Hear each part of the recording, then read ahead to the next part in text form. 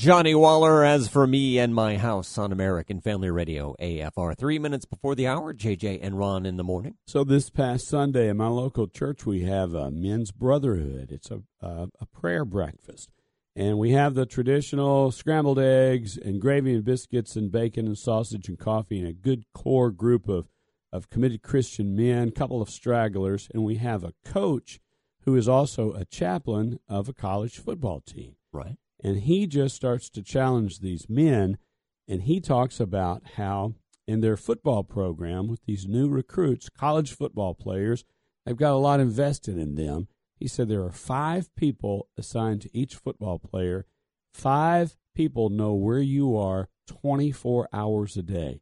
You don't want to get off campus. You don't want to do something in the dorm that's going to be a bad reflection. He said that's for football, that level of accountability, and yet Christian men don't have that in their life to guard against affairs or to make sure you read and pray and you're committed to your family. And he goes on to say in the locker room they have a big chart, and this is what's on the chart.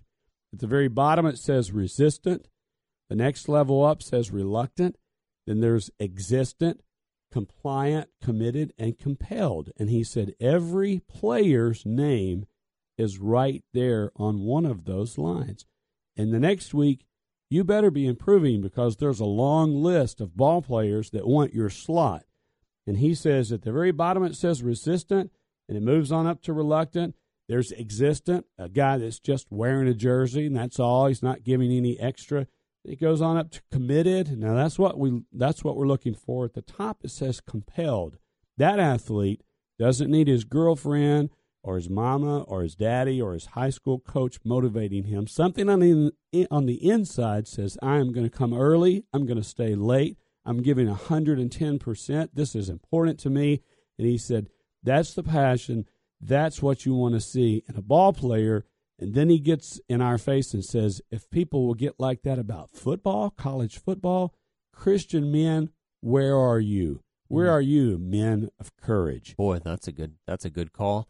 And as you're listening this morning, let me thank you for tuning in and making the choice to listen to Christian Radio.